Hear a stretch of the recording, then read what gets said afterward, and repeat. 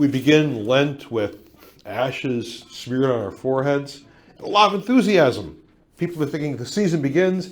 I'm going to dedicate myself to following the way of Jesus during this Lenten season. And maybe we're looking for guidance along the way. Some people will turn to a little bit of spiritual reading. I mean, let's go back to the sources. The scripture is a good place to start on for a season like this.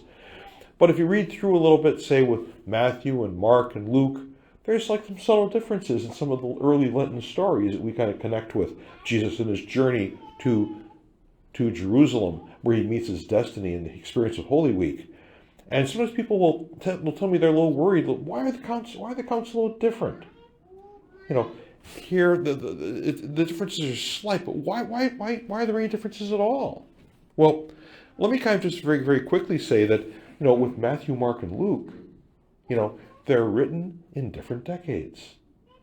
Sometimes they're written in different languages. So you got a little translation problem to deal with. But also, Matthew, Mark, and Luke, like John, are writing to the people of their day and time. And sometimes when they are in an inspired way writing for the people and telling people these stories about Jesus, they're writing because they know about the people's need in that time and place. And that might differ a little bit from time, from decade to decade, and from location as well.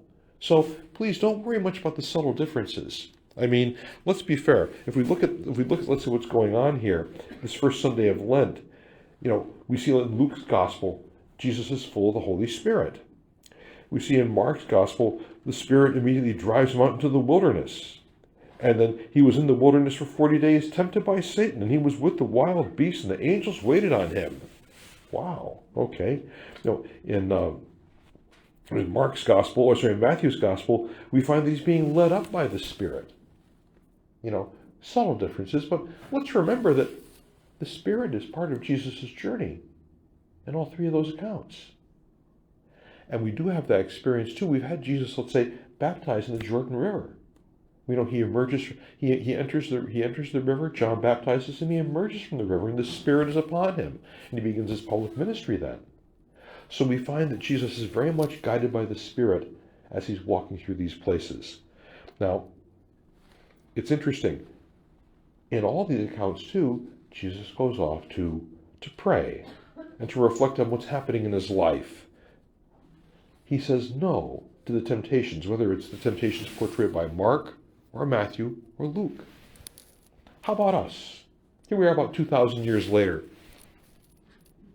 I imagine we're all baptized, or almost all of us are baptized. Maybe there's a few people here who are preparing for Easter Vigil and going to be baptized and receive confirmation in Eucharist as well. That's a very traditional time for adults to receive the sacraments. Maybe we have to remember that we share in the Spirit's blessings with baptism and confirmation particularly.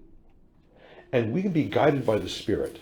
Let the Spirit murmur to us, as is mentioned in the Gospel. Murmur to us, guide us, remind us, inspire us, encourage us, push us and nudge us along a little bit. Can the Spirit place us in situations in our lives where we look and see and then realize we're being called to respond as sisters and brothers of Jesus, to be in his people, in this place, in this time, and with the Spirit's urgings, can we find ourselves ready to listen, ready to serve, ready to love, ready to be patient, ready to forgive, ready to heal, ready to feed, or any one of the other gospel virtues that we're called to do. If we find instead that we're focusing too quickly on what's going on with Jesus and Satan in these three different accounts, whether it's Matthew, Mark, or Luke, well, maybe we're going to miss out on just how important the Spirit's presence, guiding Jesus during the Lenten season, guiding us as well. Let's not overlook the Spirit's presence in our lives. There'll be plenty to take out of the readings we have all during the Lenten season to guide us and give us what we need. There's going to be a lot of drama there, especially as we get closer to Holy Week. So let's let the Spirit guide us and help us to maybe think about what's going on in our lives. Can we think about the temptations we experience? Maybe food, intimacy, companionship, or worries about, say, power, wealth, prestige, or having the best of this or that in our lives. Let's take time to pray during Lent. We're reminded to be grateful to God always in our first reading today. Paul reminds us to bring our faith out into our hearts. Lent's 40 days allow the Holy Spirit to help us and to guide us, to confront us, and to be our constant companion. Let's be good people of Lent this season, and as we decide how we're going to celebrate Lent, let's listen to the urgings of the Holy Spirit, who will give us the guidance we need. Let us rejoice and be glad. The season is long, but we are not alone. The Spirit is with us, and may we look to guide and bring our whole community, along with our neighbors and friends and family members, with us.